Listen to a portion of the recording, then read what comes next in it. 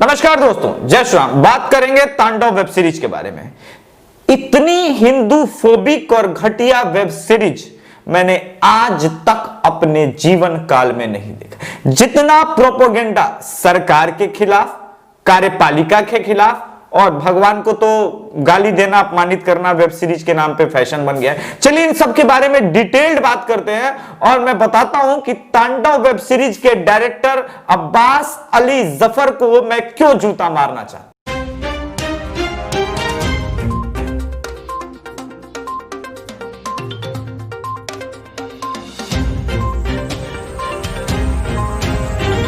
दोस्तों, जब Charlie Hebdo प्रकरण हुआ था और वहां के कार्टूनिस्टों को गोली मारा गया था तो भारत के लिबरलों ने कहा था ठीक है, उन्होंने गोली मारा, यह गलत हुआ, लेकिन आपको भी उनके पैगंबर का अपमान नहीं करना चाहिए था, कार्टून नहीं बनाना चाहिए था, यह गलत है। यह गलत है ना। उन्होंने इस प्रकार की बातें कही।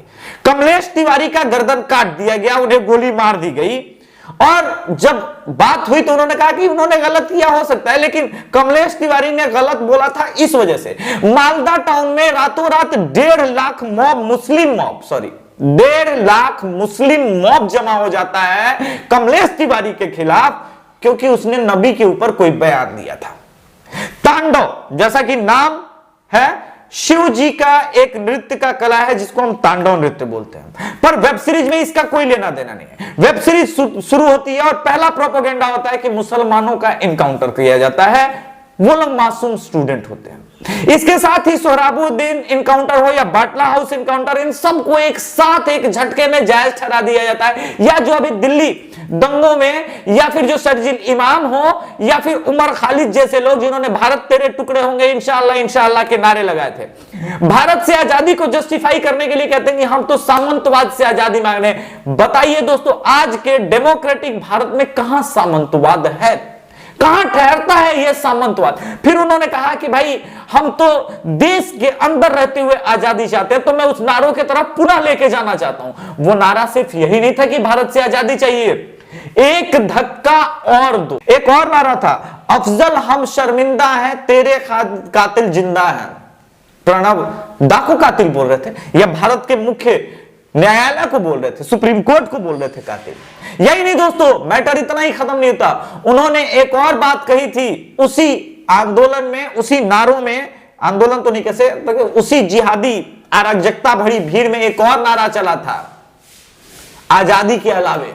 वो नारा था, अफजल के परवानों को हम पंख देंगे।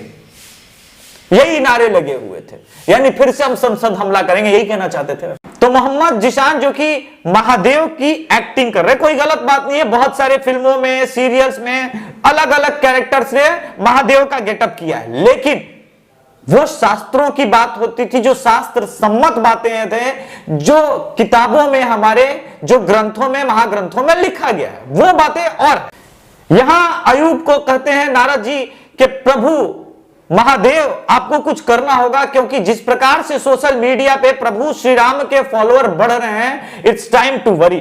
जबकि शास्त्र सम्मत बात तो यह है कि प्रभु श्री राम ने रामचरितमानस में, रामायण में और महाभारत में तीनों जगह कहा है, जहां विष्णु भगवान की या प्रभु श्री राम की पूजा नहीं होती हो, वहां मैं विराजमान नहीं रहता हूं, वो मेरे भी इष्ट देवता है। और यही बात विष्णु भगवान के रूप भी बता चुके हैं महादेव के बारे में।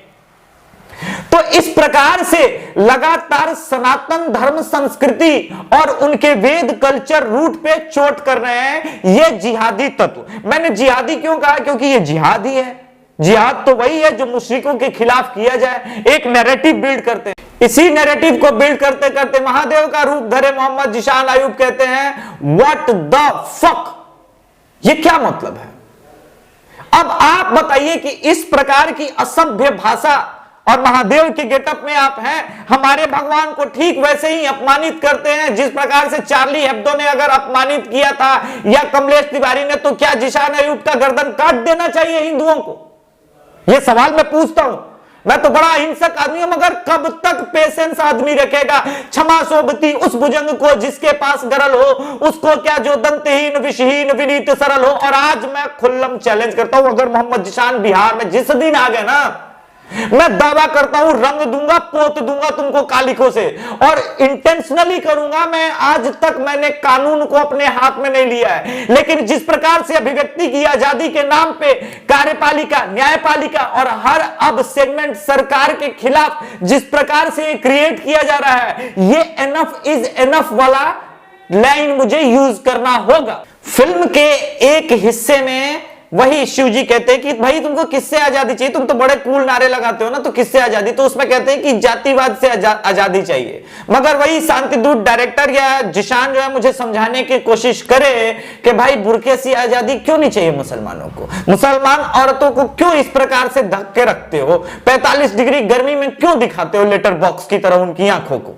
उप्स, अभिव्यक्ति की आजादी थोड़ी सी मैंने इस्तेमाल कर ली, गर्दन नहीं ना काट दोगे बे। एनीवेज आगे बढ़ते हैं। उसी में जातिवाद से आजादी की बात करने वाले तिग्मांशु धूलिया जो है एक्टिंग कर रहे होते हैं, और वहां पे एक दलित नेता उनके सामने बैठा होता है। तो बोला तुम हमसे बात करोगे, तुम्हारी औकात है साले, अगर तुमको आरक्षण नहीं मिला होता तो तुम कैसे मेरे सामने बैठ पाते, तुम मुझसे बात करोगे।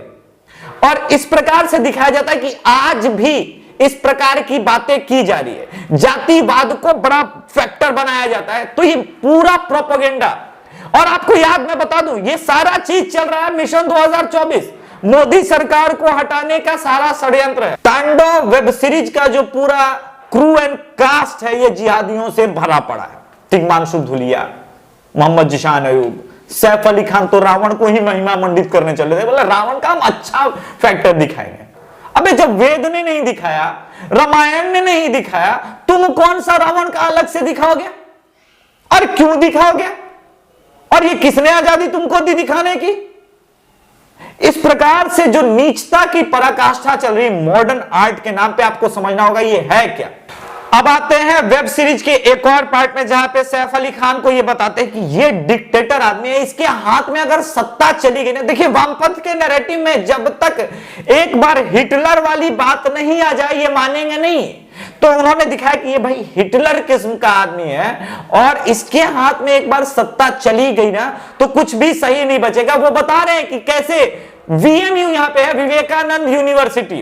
पहली बात, जेएनयू को विवेकानंद यूनिवर्सिटी बताने के लिए थैंक यू, क्योंकि इन्हीं जेएनयू वालों ने विवेकानंद जी की जो है मूर्ति तोड़ दी थी।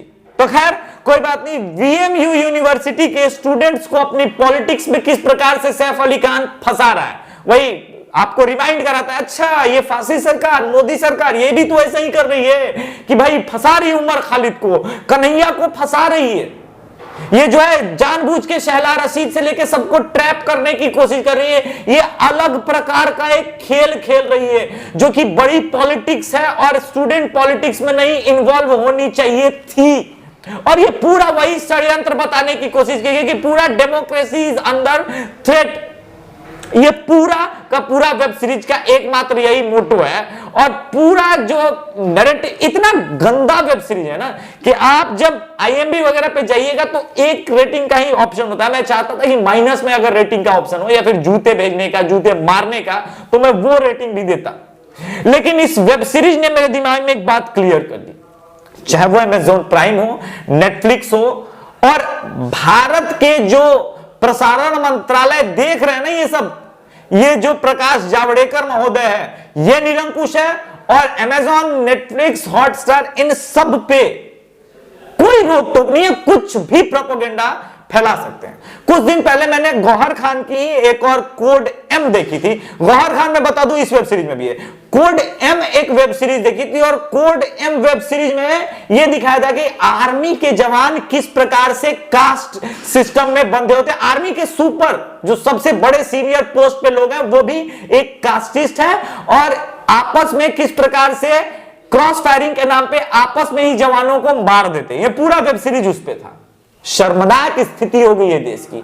लीला हो या सेक्सी दुर्गा हो, और इनको जिहादी डायरेक्टर्स को भाई माइनॉरिटी के नाम पे हक है, अधिकार है, वो किसी भी प्रकार से हिंदुओं को अपमानित कर सकते हैं, घटिया बता सकते हैं उनके धर्म को। मतलब बताइए, प्रभु महादेव के कैरेक्टर को जिस प्रकार से पर्दे पे उतारा है, चरित्र चित्रण किया उनका, ये इतना शर्मनाक है कि मतलब आप देख नहीं पाएंगे पूरा, आपको स्किप करना पड़ेगा। मैंने भी किया था। ये वीडियो अगर मुझे नहीं बनाना होता तो मैं कसम से कभी वेब सीरीज देखता भी नहीं हूं, क्योंकि मैं जानता हूं ये नीच लोग हैं। लेकिन अब मैं देखूंगा वेब सीरीज, क्योंकि इनके हर वेब सीरीज के अंदर जो हो रहा है प्रोपेगेंडा, उसको ध्वस्त करना बहुत जरूरी है। इसमें बहुत अच्छा काम कर रहे हैं साहिल चंदेल भाई या प्रदीप बरोड़े, इन दोनों को मैं देख करके संतुष्ट हो जाता हूं, ये उन्हीं का फील्ड है। लेकिन अब कुछ करने की जरूरत है। सबसे बड़ी बात, अब यूं ही बात आएगी और जाएगी नहीं, अब इनको जो है जहां देखेंगे वहीं पेलेंगे, और श्रीराम सेना इस काम को करेगी आने वाले कुछ ही सालों में। जय श्री राम।